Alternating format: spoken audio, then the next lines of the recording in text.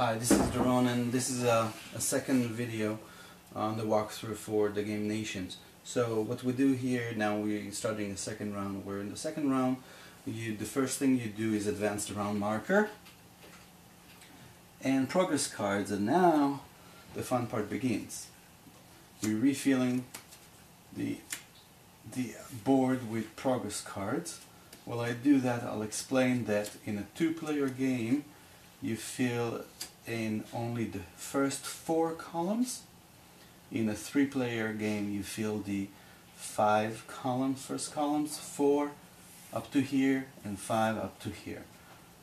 Alright, now what will happen shortly is every player will have the ability as a part of their actions to purchase progress cards, and the cost for cards is as follows. If you want a card from this row, you have to pay 1 gold.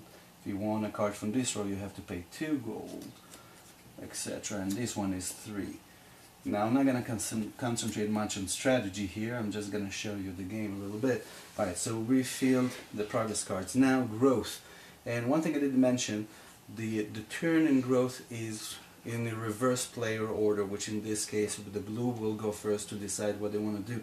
Either grow their workers by grabbing a worker from here, or taking 4 of any resource. So again, just to make it as simple, it's gonna take 3 stone, just without really thinking much about it. Alright, and then this guy will take, for whatever reason, 4 food. I took 4 stone here, 4 food here. Alright, new events. We are going to reveal a new event card, and this time there are no architects on this card.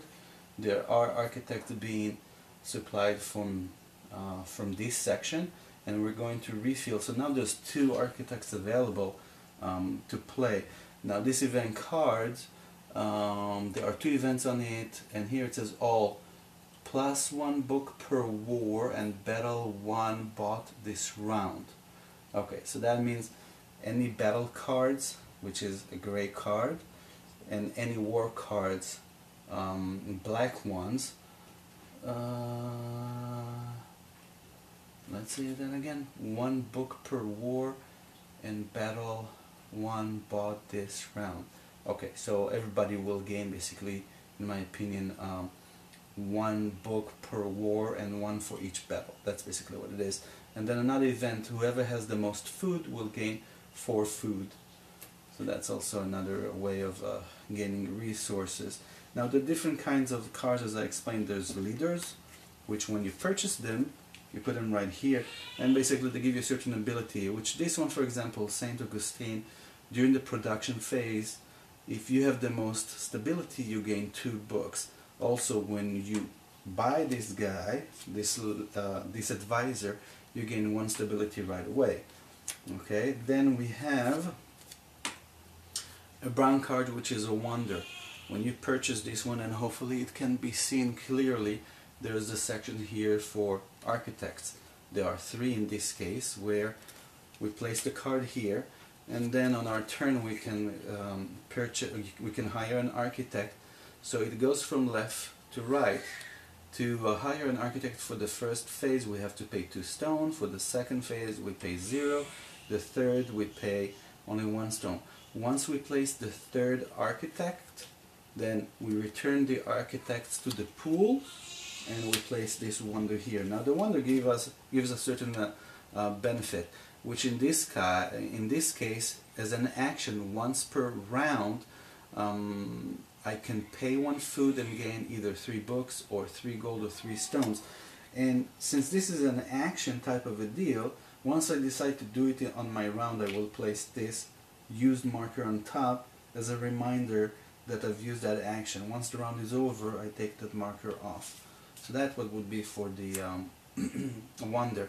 We have also yellow cards that once purchased, they have a certain action they take immediately.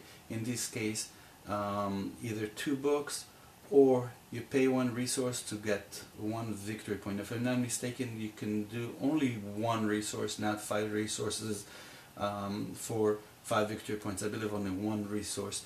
Once you used it, that goes to the discard pile. Now, the battle card, this is an interesting one. Here, and I apologize, it's gonna be seen very well probably from here, but there's an indicator here, times question mark in round. Now the round is your raid power, and the raid power is what's indicated in the red here, which in this case is 2. Some army units will give you a higher raid power, but basically what it means is that you, in this battle card, you're able to get either books or food or stone times your raid power.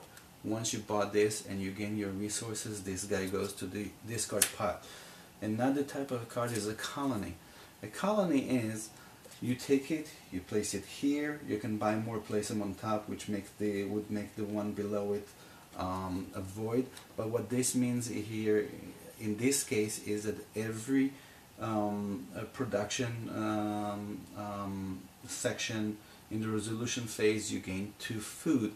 Now the only way of gaining this specific card is if you have a military power on this track of 4 or higher. Only then will you be able to actually purchase this card, otherwise you cannot do it. There's army cards here that when you buy, you can either put it here and then workers will go back here. Your military power will go down by what you lose, and then you can place your worker back here and gain higher military powers basically. That's a chariot. In each round you lose a gold, 1 gold, but your military power is 3 instead of 2 for each worker or unit you gain. Also your raid power is 3 in this case. This is a type of a building here, which after you purchased it, you place it anywhere you want, and then you put a worker for 1 stone and you gain these resources every round. I cannot remember if there's any type of cards, other ones that I didn't cover yet, that didn't show up. I think wars didn't come up yet. But basically, architects will refill that. Just go through one round quickly. We'll start with the yellow, that's the player order. So what he decides to do yellow, and again, no strategy, is just showing the game. Paying 1 to use an advisor, goes up stability right away. Now it's the blue guy, and just for the sake of demonstration, he can buy from anywhere, but only 1 card per turn. Is going to get the wonder. I will go ahead, the yellow will buy a battle. Now we can both stop and pass at any point. Right, I'm paying 2 for that. And then according to my raid power, which is 2, I'm gonna decide, and for no reason I'm gonna go actually with books. Gonna get 2 books, and it's actually good that we match each other, because some actions give us certain benefits to a person who has higher books, etc. That goes to a discard pile. Now we can keep on going, but let's pretend that we both pass on. So the next stage would be, let's see, you go to the production, where production again you pay resources and you gain them. Player order based on your military, we're going that. Wars, there are no wars. Then events. I'm just going that through quickly. Event, everybody, 1 plus book per war and battle. 1 bought this round. Okay, so I bought 1 battle. That means that both of us gain 1 book.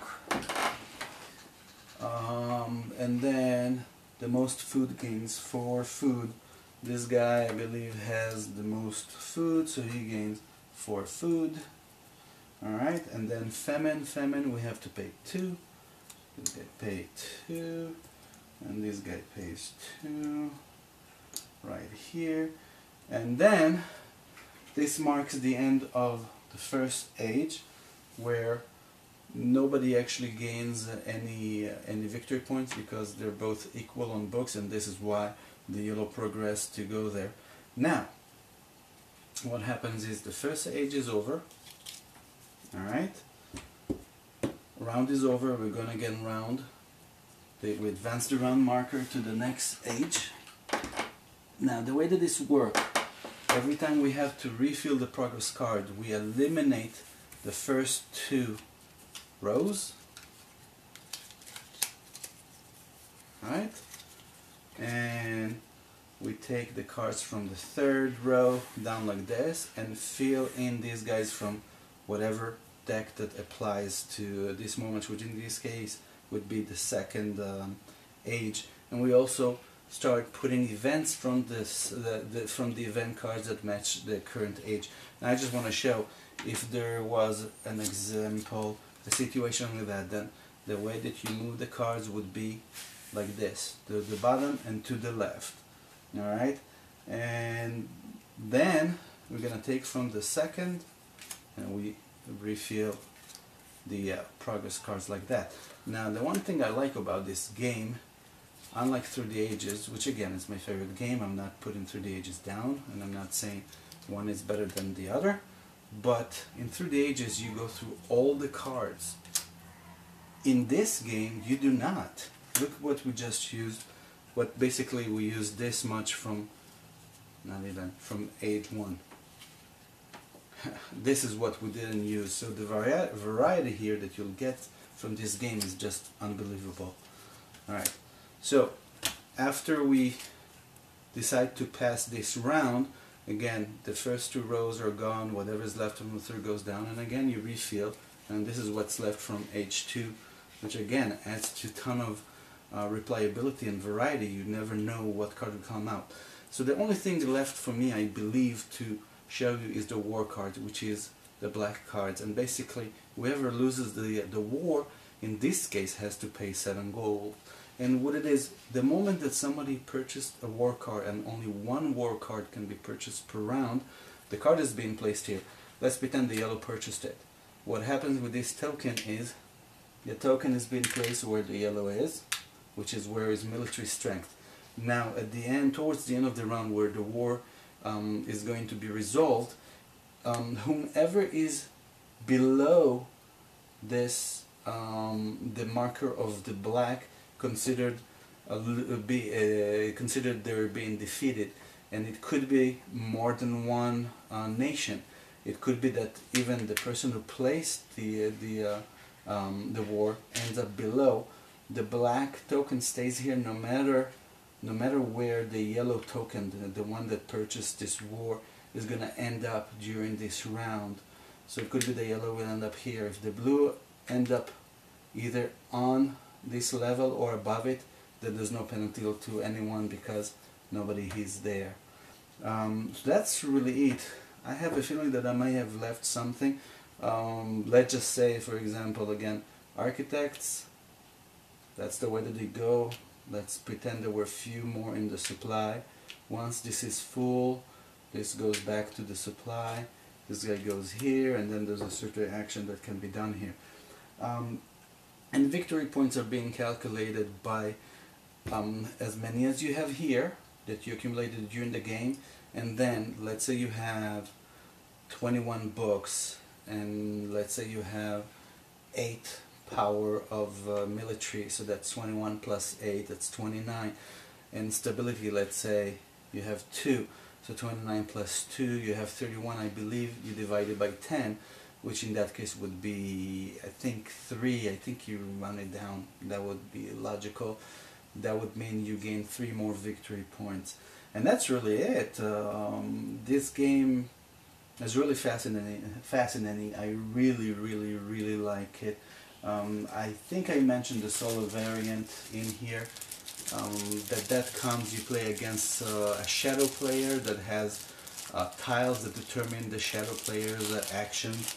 I haven't had the chance to play that yet, but that seems very interesting. Also, you have like this paper where you can easily calculate your victory points on them to determine. Oh, also I should mention again, victory points are being calculated according to the workers that you have here.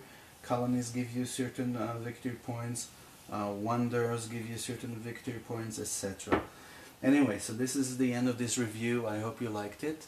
If you enjoyed, please like it.